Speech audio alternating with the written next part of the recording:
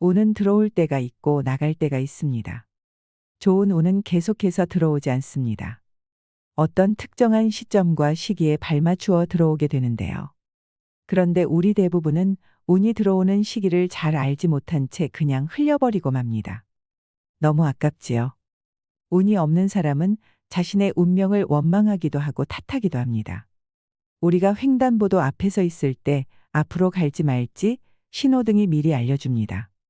만약 이 신호등이 알려주는 신호를 그냥 무시하고 마음이 가는 대로 움직인다면 교통사고가 나거나 가야 할 때 가지 못하고 계속 멈춰서 있게 되겠죠.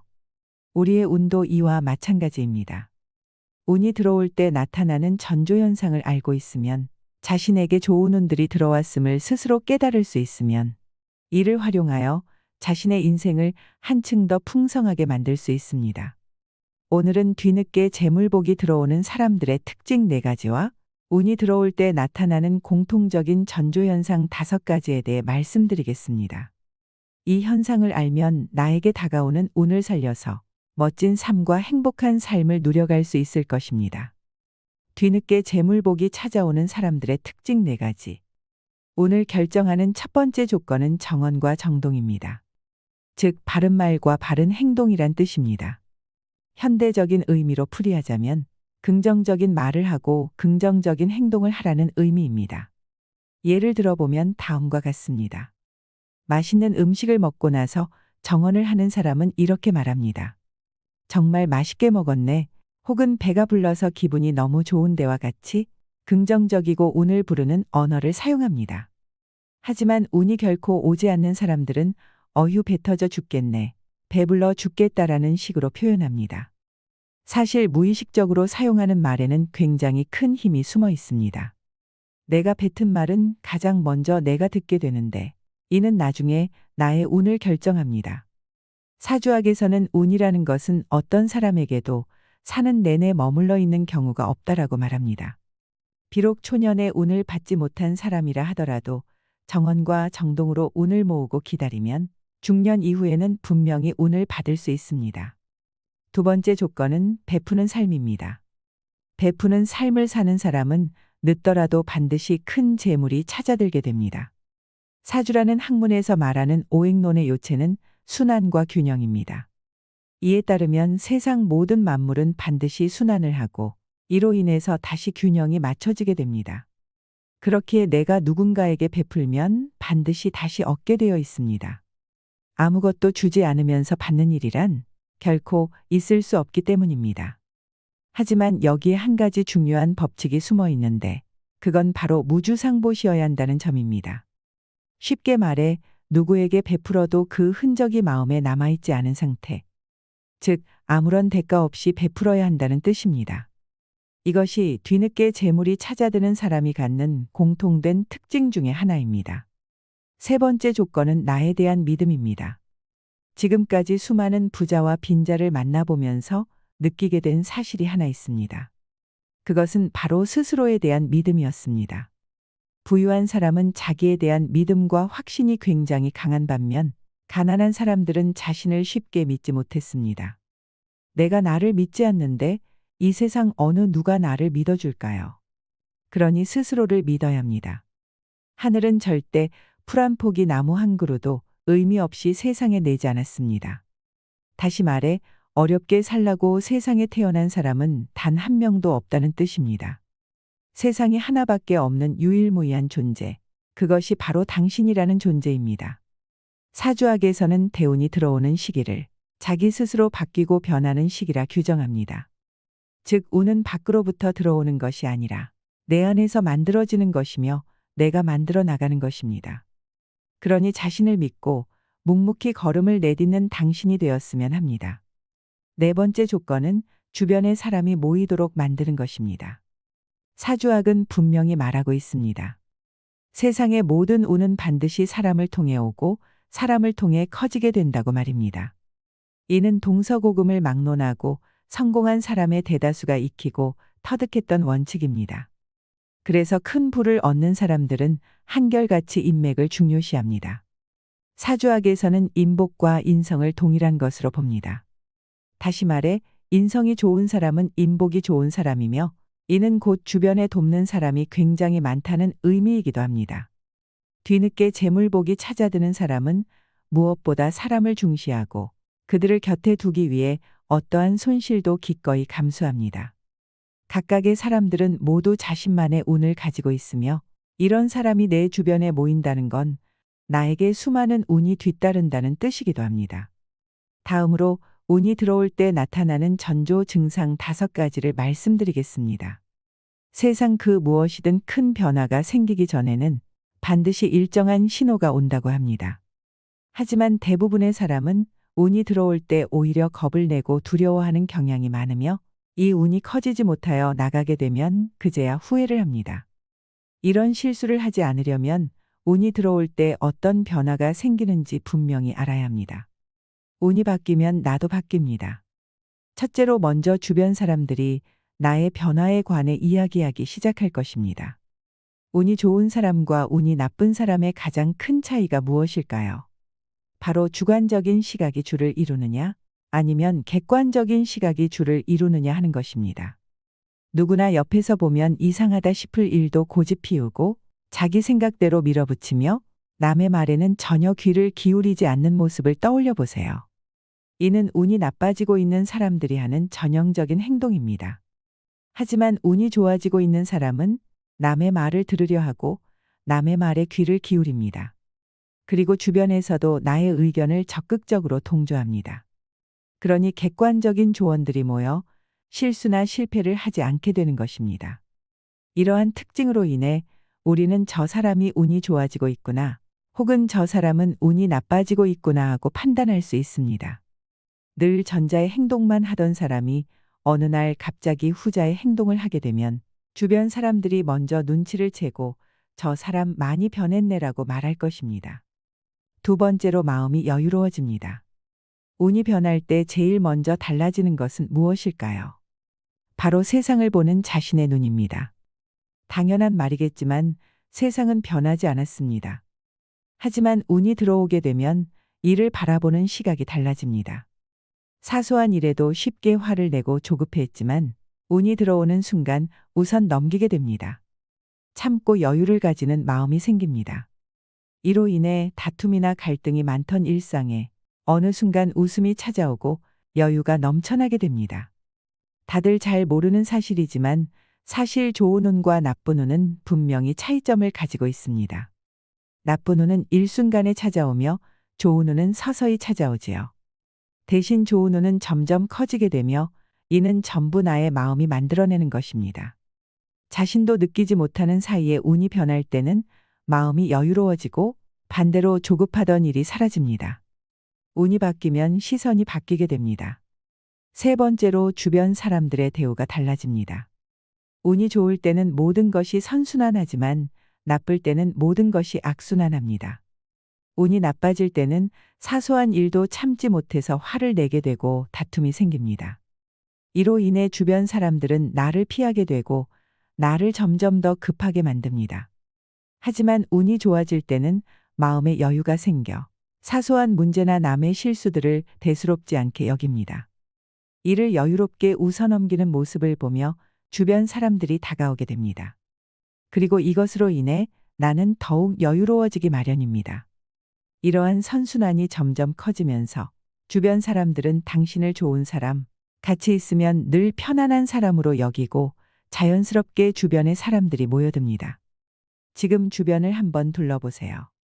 만약 주변 사람들이 당신을 피하고 있다면 지금 당신의 운은 나빠지고 있는 것입니다.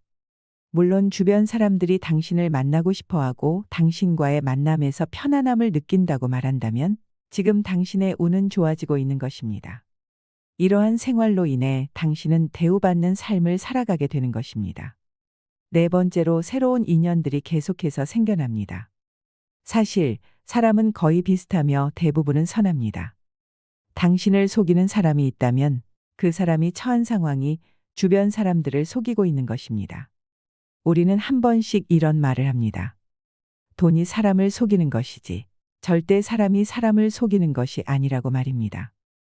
자신이 처한 상황이 힘들고 어렵다 보니 주변 사람들에게 믿음을 주는 행동을 하지 못하는 것이고, 또한 이것이 점점 더 어려운 자신을 만들어가게 되는 것입니다. 이와 반대로 상황이 점점 좋아지는 사람은 서서히 남에게 베푸는 삶을 살게 되고, 과거에 자신에게 은혜를 베풀었던 사람이 있다면 보답도 하게 되는 것입니다. 그렇게 과거에 끊어졌던 인연들이 점차 다시 이어지고, 이를 통해 스스로 행복을 느껴 더 베풀게 됩니다. 이런 식으로 더 행복해지는 선순환이 생겨납니다. 그렇기 때문에 운이 좋아지는 사람들 곁에는 사람들이 많습니다. 또한 이 사람들과 함께 늘 웃음과 편안함이 넘쳐납니다. 하지만 운이 나빠지는 사람은 필요 없고 사람을 피할 수밖에 없게 되고, 당연히 주변 사람들은 점점 사라지게 됩니다. 다섯 번째로, 그동안 힘들었던 일들이 쉽게 풀려나가는 것을 경험하게 됩니다. 우리 조상님들은 백지장도 맞들면 낫다고 하셨습니다. 이는 분명 협동의 힘을 알려주기 위해서 하신 말씀입니다. 어떠한 일이라도 여러 사람이 힘을 합치면 더 쉽게 해결할 수 있습니다. 하지만 운이 나빠지는 사람들은 주변에 사람이 없기에 아주 단순한 일도 계속 어려워지는 것입니다. 이와 반대로 운이 좋아지는 사람들은 주변에 사람이 많다 보니 어렵게만 느껴지던 일들도 아주 쉽게 해결되곤 합니다. 이러한 선순환이 점점 커지다 보면 처음에는 불가능한 일이라고 여겼던 일들도 나중에는 아주 쉽게 해결되는 것입니다. 이렇게 운은 선순환과 악순환을 반복하며 점점 커져갑니다. 또한 운은 일정한 사이클을 가지고 우리 주변을 흘러다니고 있습니다. 사주학은 유비무환, 즉 모든 것을 항상 준비하고 대비하자는 학문입니다. 어려움이 오기 전에 미리 준비하고 대비해서 이 어려움을 최소화하시길 바랍니다. 한 가지 재미난 일화를 들려드리겠습니다. 옛날 강원도 두메 산골에 방득이라는 신만이가 살았습니다. 그는 연로한 어머니를 홀로 모시며 겨우 생계를 이어나갔습니다. 그러던 어느 날 마을 사람 2명이 방득이 집을 찾아왔습니다. 어이, 방득이 집에 있는가? 산삼을 캐러 설악산으로 한번 가볼까 하는데 자네도 따라 나설 텐가? 그러자 방득이가 말했습니다. 잠시 기다려보게. 내 금방 준비함세. 방득이는 어머니의 점심상을 차려놓고 서둘러 친구들을 따라 나섰습니다. 하루가 지나고 이틀이 지나도 산삼은커녕 그 흔한 버섯도 따지 못했습니다. 그런데 이때 한 사람이 아찔한 절벽을 가리키며 소리쳤습니다. 어서들 이리 와보게. 저기 천종삼이 아닌가. 깎아지른 듯한 절벽 아래에 100년도 넘어 보이는 산삼들이 줄지어 나 있었습니다. 마을 사람들은 눈이 휘둥그레진 채 말했습니다. 아, 이제 고생 끝이구먼. 우린 부자가 다름없네. 그들은 뜻밖의 횡재에 어쩔 줄을 몰라 했습니다. 그러나 산삼을 캐서 부자가 될 거라는 기쁨은 그리 오래가지 않았습니다. 워낙 깊은 산중인지라 낭떠러지 아래에 있는 산삼을 어떻게 캐낼 방법이 없었기 때문입니다. 이를 어쩐다. 이거 정말 그림의 떡이 따로 없구만. 그러던 중 한 사람이 나서며 말했습니다. 내게 좋은 방법이 있으니 걱정 말게. 우선 7가지를 여러 줄로 엮어보세나. 그리고 한 사람이 내려갔다 오면 어떻겠나. 그러자 다른 사람이 말했습니다. 그거 좋은 생각이요. 그런데 누가 내려갔다 온단 말인가. 내려가다 줄이라도 끊어지는 날에는. 그러자 방득이가 나서며 말했습니다. 걱정하지 말게. 내가 내려갔다 옴세. 우리 중에 몸이 제일 가볍고 신만이 생활도 내가 제일 오래 하지 않았나. 방득이가 칡줄을 몸에 감은 후 절벽 아래로 천천히 내려가자 100년도 넘어 보이는 산삼들이 줄줄이 나 있는 게 아니겠습니까? 그는 산이 떠나갈 정도로 외쳤습니다. 신받다. 내 생전 이렇게 크고 좋은 삼들은 처음이구만. 방득이는 우선 산삼 8뿌리를 조심스럽게 캐내 망태기에 담은 후 줄을 묶어 위로 올려보냈습니다. 그런데 이때 하필이면 위에 있던 한 사람이 발을 잘못 디뎌 큰 돌 하나가 방득이의 머리로 떨어졌습니다. 머리에서는 피가 철철 흘렀고 방득이는 순간 기절하고 말았습니다.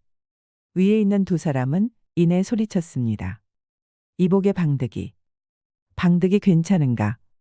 아래서는 아무런 대답이 없었습니다. 그들은 방득이가 걱정스럽기도 했지만 한편으로 망태기에 담긴 산삼을 보자 금세 욕심이 들기 시작했습니다. 이보게 어차피 방득이는 죽은 듯 싶으니 우리끼리 이 산삼을 나눠 가지는 게 어떤가. 8뿌리니 둘이서 4뿌리씩 가지면 딱이겠구먼. 아니 그래도 방득이가 살아있을 수도 있지 않은가. 그런 말 말게. 방득이는 이미 죽었네. 그리고 천종삼 8뿌리면 앞으로 자네나 나나 가족들 굶기지 않고 평생 잘 살 수 있단 말일세. 옆 사람은 뭔가 찝찝했지만 방득이가 죽었다고 여기며 산길을 내려갔습니다.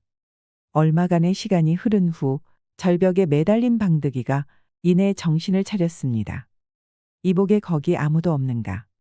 제발 나 좀 끌어올려주게. 아무리 소리쳐도 메아리만 들려올 뿐 인기척은 없었습니다. 방득이는 다친 몸이라 날개가 돋지 않는 한 절대 위로 올라갈 방법은 없었습니다. 어쩔 수 없이 방득이는 작은 산삼 뿌리를 캐내 겨우 목숨을 연명했습니다. 그렇게 며칠이 지난 어느 날이었습니다. 절벽 위에서 쿵쿵거리는 소리가 났습니다. 아니 이게 무슨 소리지?